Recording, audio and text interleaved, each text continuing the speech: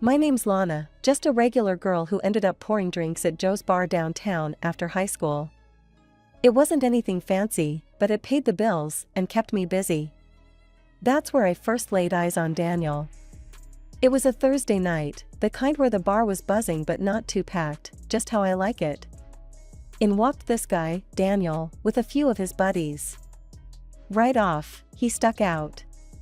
Not because he was loud or anything, he was the calm kind, the kind that had an easy smile and a look in his eyes that said he knew something you didn't. He sauntered over to the bar and took a seat right in front of where I was working. "Hey," he said, flashing that grin. "What's good here, besides the view?" I shot him a look. "Beer's cold, if that's what you mean," I replied, not letting on that I caught his cheeky compliment. His laugh was genuine, and it made me smile despite myself. "I'll take one then, and whatever you recommend for yourself. Let's make it two," he added. Pouring the drinks, I couldn't help but notice the way he watched me, not in a creepy way, but like he was actually interested in what I was doing. "So, you come here often?" I joked as I handed him the beers. "First time, actually. My friend said this place has the best service in town." "Guess they were right," Daniel said, his eyes not leaving mine. We chatted more than I usually did with customers. He told me about his college days, all fancy and full of big words I didn't bother to remember. And I told him about growing up here in town, how I always thought I'd do something more but never figured out what that more was. "You're interesting, Lana," he said out of the blue. "Not like the usual crowd in here." I raised an eyebrow. "Thanks, I guess. You're not too bad yourself, for a rich boy." He laughed again, that sound that filled up the space around us. "Rich boy, huh? Trust me, having money's not all it's cracked up to be." We got interrupted then by his friends, who were ready to move on to some club or another. He stood up, tossed a 50 on the bar, way too much for 2 beers, and winked. "Maybe I'll find that right company if I come back here." And just like that, he was gone, melting into the crowd with his friends. But something about him lingered, like the echo of his laugh in my ears, making me wonder if I'd see him again. Daniel started showing up at the bar every single night after that first encounter. At first, I figured he was just like any other guy, killing time with a beer and small talk. But then, the talks got longer and a whole lot more personal. He'd settle into his usual spot, and as I wiped down the counter or restocked the shelves, he'd tell me bits and pieces about his life, his family. "My dad's pretty big into politics," he'd say with a casual shrug, like he was talking about the weather, not dropping that his father was one of the state's top politicians. "And Mom, well, she's a housewife, keeps everything running smooth at home." The more we talked, the more I saw past the polished surface. Sure, he had money and a name that opened doors, but there was something else, something real that I couldn't quite put my finger on. And despite my better judgment, I found myself looking forward to those evenings when he'd show up. One night, it all changed. He came in looking serious, his usual smile nowhere in sight. "Lana, I've been thinking," he started, hesitating a bit. "How about we go out tomorrow? Somewhere nice, not just here." It was sudden, but not unwelcome. "Like a date?" I asked, trying to sound cool but feeling my heart thump a little harder. "Yeah, a date," he confirmed, his smile back as if he'd won some sort of victory seeing my reaction. That date led to another and another. Before I knew it, we were seeing each other every day. Daniel talked about his life, and I shared mine. He'd laugh off the differences, saying, "Wealth's my only drawback, you know." But it wasn't just his wealth. Daniel loved the high life, parties, late nights, the kind of leisure I could hardly imagine. He brushed off my concerns with a wave. "Things will change, Lana. You'll see." Then came the night he wanted me to meet his parents. I was a bundle of nerves. We drove up to their mansion, the kind of place you see in movies, with sprawling gardens and more rooms than you'd know what to do with. His mother, Mrs. Patricia Gilmore, was as chilly as the marble floors, sizing me up like I was something she'd found stuck to her shoe. "A waitress," she said, her voice dripping with disdain. Really, Daniel, you expect her to fit into our world? His father, Gerald Gilmore, however, beamed at me as if I was the first honest thing he'd seen in years.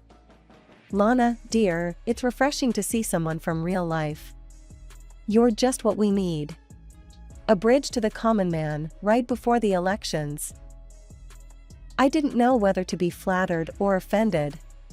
The dinner was tense, Mrs. Gilmore sniping comments under her breath, Mr. Gilmore countering with grand declarations about my refreshing simplicity. At one point, Mrs. Gilmore had enough, standing up so fast her chair almost toppled over. I will not stand for this, she hissed, storming out of the room. Mr. Gilmore just winked at me across the table. Don't you worry, Lana. Everything will be just fine. That wink was supposed to reassure me, but it felt like I was being swept into a game I didn't know how to play. Weeks later, Daniel got down on one knee, right there in the bar where we first met, with the same cheeky grin he had that first night. Marry me, Lana, and let's show them all how it's done, he said. And I, lost in the moment and in him, said yes. The wedding was anything but the quiet affair I'd hoped for. From the moment Daniel popped the question, his father took over the whole show.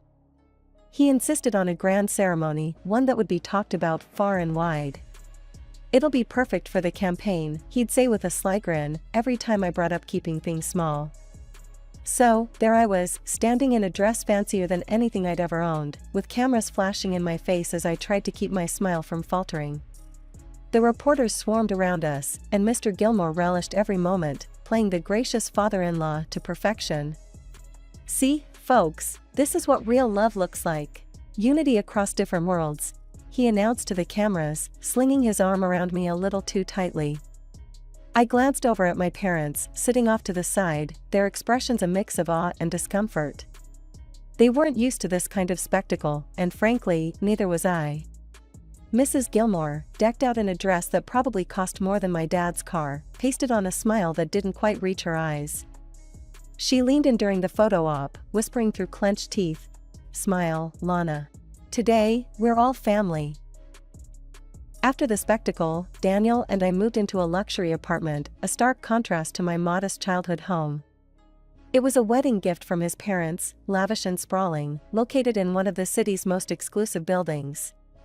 Daniel's nights out with his friends became more frequent, and I found myself alone in our expansive living space more often than not. His mother, Mrs. Gilmore, took it upon herself to drop by unannounced, always with a critique ready at her lips. One such afternoon, she found me trying to straighten up the mess from one of Daniel's late-night gatherings. She surveyed the room with a disdainful eye before fixing her gaze on me. "Lana, this isn't some roadside diner. You need to keep a better eye on Daniel. Look at him, he's out all the time, drinking, and it's your job to rein him in." I bristled at her words, my hands clenching the dishcloth tighter. "And what exactly do you suggest I do, Mrs. Gilmore? Chain him to a chair?" Her lips thinned into a line. "Don't be smart, Lana. You need to take control. Otherwise, you're just as much to blame." The air was tense between us, the only sounds the soft tick of the expensive clock on the wall and the distant hum of city life outside the windows. That night, when Daniel came home, I tried to talk to him about it. "Your mom thinks I'm not doing enough to keep you in line," I said, trying to keep my voice even. Daniel's reaction was immediate and heated. "You gonna listen to her? Let's not let her get between us, okay? I love you, Lana. We'll figure this out together." But as the weeks rolled on, nothing changed. Daniel's assurances felt more and more hollow, and I found myself questioning whether love was enough to bridge the chasm that seemed to be widening between us. Living the high life wasn't all it was cracked up to be, not by a long shot. I found myself constantly tidying our massive apartment, cooking meals that often went cold before Daniel got home, and hustling laundry to and from the cleaners, all while holding down my shifts at Joe's bar. Meanwhile, Daniel, with no job on his horizon, seemed content to blow through his hefty allowance on nights out with his friends. Daniel's mother, the queen of high society gossip, made sure everyone knew her twisted version of our life. According to her, I was the villain, a dumb, greedy woman who led her poor son astray with my low-class ways. It was a normal day at the bar when she decided to bring her highfalutin friends for a casual lunch. The moment they strutted in, I knew I was in for it. They perched at the bar, their noses turned up like they smelled something foul. Mrs. Gilmore waved me over with a flick of her wrist, her voice loud enough to turn a few heads. "Lana, darling, could you hurry up? We don't have all day, and we expect proper service even in this establishment." Her friends snickered, their eyes scanning the bar with barely disguised contempt. I forced a smile, taking their orders while my hands itched to dump a tray of drinks right into their laps. "Make sure the glasses are clean, dear. We wouldn't want to catch anything," one of her cronies quipped, her laughter sharp as shattered glass. "Yes, ma'am," I replied, my tone syrupy sweet. I delivered their drinks and food with a smile plastered on, though inside I felt anything but cheerful. As I passed by with another order, Mrs. Gilmore grabbed my arm, her grip tight. "You know, Lana, it's a shame you don't use your husband's money to better yourself. Maybe some classes in etiquette? Or a seminar on how to be a supportive wife?" I pulled away gently, keeping my voice steady. "I appreciate the advice, Mrs. Gilmore. I'll give it all the consideration it deserves." The bar couldn't close fast enough that day. Each comment, each condescending look from that table, added weight to the growing dread that this was my life now, scrutinized and scorned, no matter how hard I tried. Back at our apartment, the silence was a stark contrast to the chaos at the bar. Daniel was out again, the note on the fridge a weak apology for missing dinner. I was left alone with my thoughts, which were as cluttered as the untouched plates on our dining table. Meanwhile, I started paying the bills from my own tips, because Daniel's idea of budgeting was seeing how quickly he could spend his money each month. Groceries, utilities, even the damn cable bill, I covered them all. His promises to get his act together and find a job were as empty as our conversations. The election season was in full swing, and Mr. Gilmore was more eager than ever to parade me around at every possible public event. He'd introduce me with great fanfare, always emphasizing how his son had married a simple girl from the people. At rallies, dinners, and interviews, I wore my smile like a mask, nodding and playing the part of the approachable daughter-in-law. But behind the smiles and the polite applause, I was weary. The constant scrutiny, the endless small talk with people who cared more about my story as a campaign tool than as a person, it was exhausting. More than once, I found myself eyeing the exits at these events, longing for nothing more than to run out and never look back. One evening, after yet another fundraiser that had stretched on for hours, Mr. Gilmore pulled me aside, his hand gripping my shoulder a little too firmly. "Lana, I need you to keep this up. You know, your cooperation is crucial. Remember, your lifestyle, this apartment, it's all thanks to our support." I nodded, the thread in his tone clear as glass. "Of course, Mr. Gilmore. I understand." It wasn't just the campaign that was putting pressure on me. Things at home were no better. Daniel's behavior had escalated from neglect to outright destructiveness. He'd come home late, if he came home at all, often drunk and sometimes barely able to stand. Then came the night that changed everything. Daniel stumbled through the door well past midnight, his face ashen, eyes wild with panic. He collapsed onto the sofa, his hands shaking. "Lana, I've screwed up," he blurted out, his voice a hoarse whisper. "I owe money, a lot of money. To some really bad people. I lost it at the casino, and they're not the type to wait for their cash." My stomach twisted at his words. "How much?" "70,000. He murmured, looking away. I felt cold all over. $70,000? He nodded, miserable. "I need your help, Lana. Please, I can't ask my parents. They'd disown me." The desperation in his eyes was something I couldn't ignore. He grabbed my hands, his grip tight. "I swear, Lana, if you help me with this, I'll change. I know I've been a terrible husband, but I'll do anything to make this right. Please." Something in me broke then. Despite the anger and the disappointment, I couldn't let him face this alone. "Okay, Daniel. I'll help you. But this is it. You have to turn things around." I took out a loan the next day, $70,000 that felt like a noose around my neck. But as I handed the money over, Daniel was like a man reborn. He helped around the house, cut back on the drinking, and for a brief, fleeting moment, I let myself believe that we could actually make this work.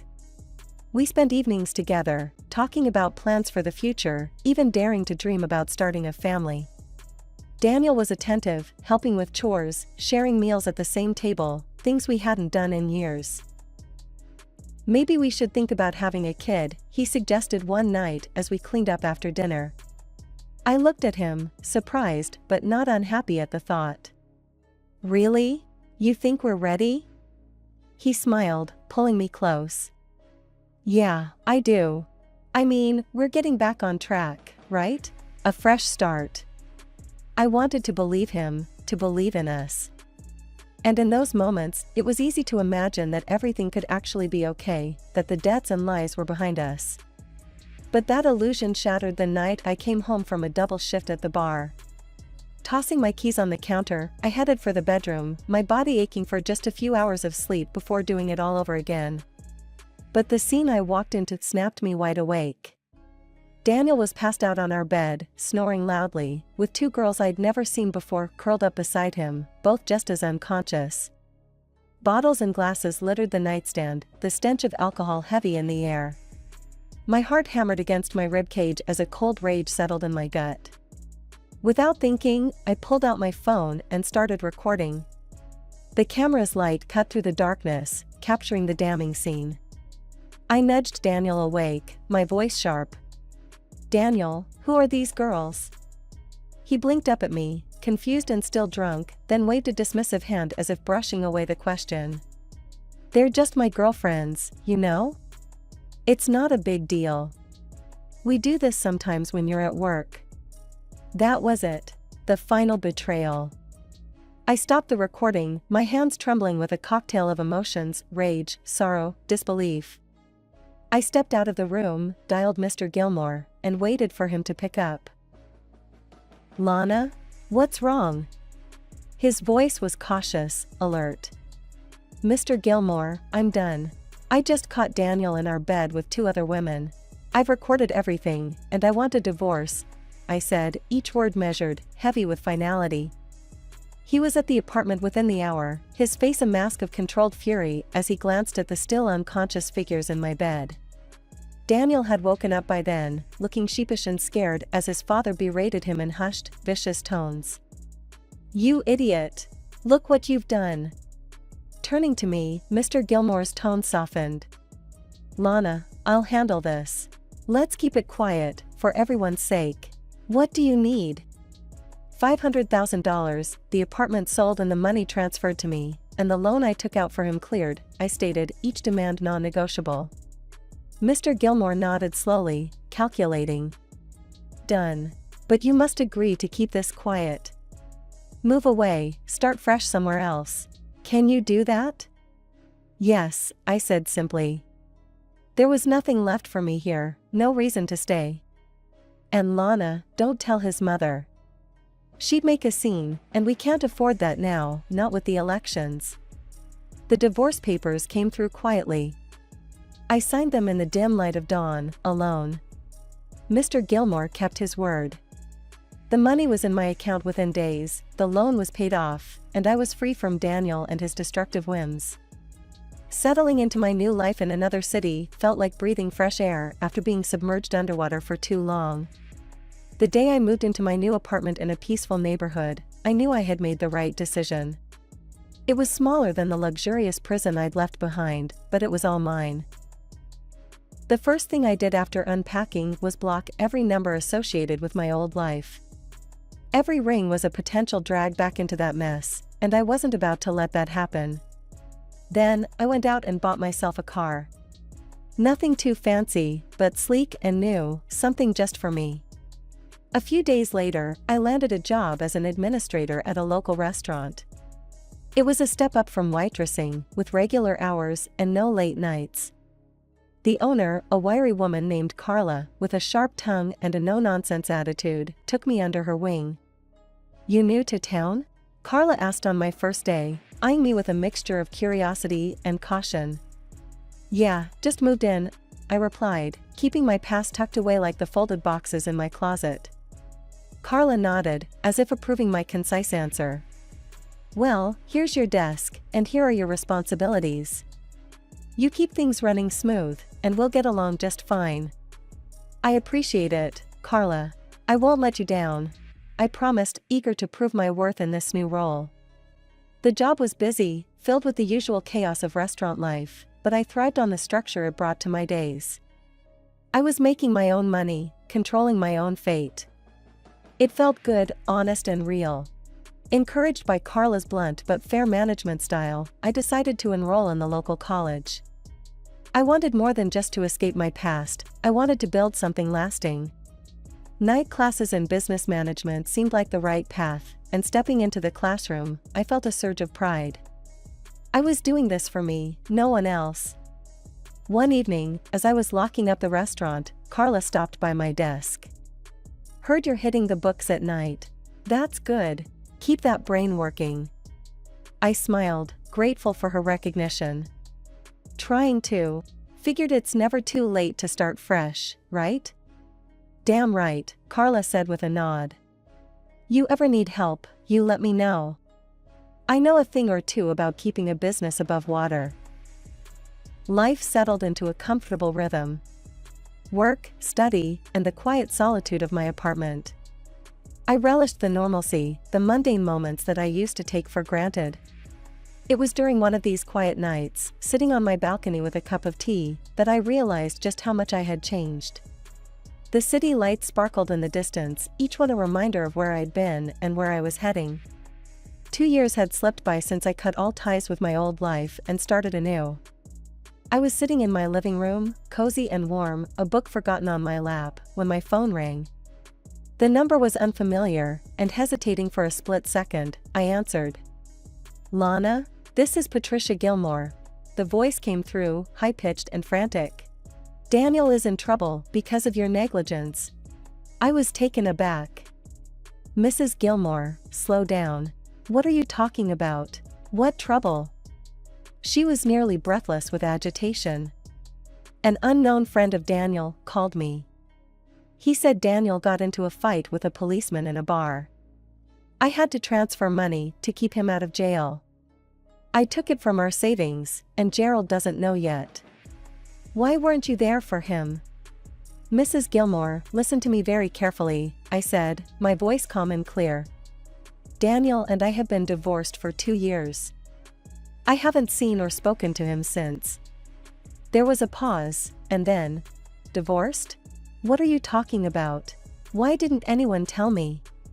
"You didn't know because it was meant to be kept quiet for the family's sake, for the election and all. I'm sorry you were left out, but I am no longer part of Daniel's life or your family." "And what happened to the policeman and Daniel?" Her voice cracked, and I could hear the confusion and fear seeping through. Laughing softly, I tried to find some humor in the absurdity of the situation. "Mrs. Gilmore, you've been scammed. There's no doubt about it. These scammers probably made up the whole story about the policeman just to trick you out of your money."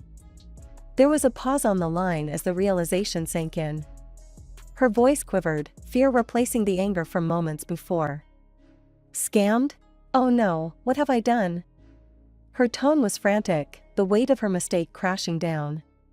"Can't you just lend me some money to put back before Gerald finds out?" "Please, Lana." "Mrs. Gilmore, I can't. It's not my place anymore. I've moved on. You need to handle this with your family," I replied, firm yet not unkind. Her crying intensified, then turned to anger. "You could help, but you choose not to. You're just as selfish as everyone said." I sighed, a deep, weary release. "I'm sorry you feel that way. I truly hope you sort this out, but I must go now." I hung up before she could reply, her sobs echoing in my ear even after the line went dead. Looking around my peaceful apartment, the stark contrast between my current life and the chaos of the past made me shudder. I picked up my phone again, this time navigating through the settings to block yet another number. As I set the phone down, a sense of finality washed over me. I was truly free now, no longer entangled in the web of deception and greed that had once defined my life.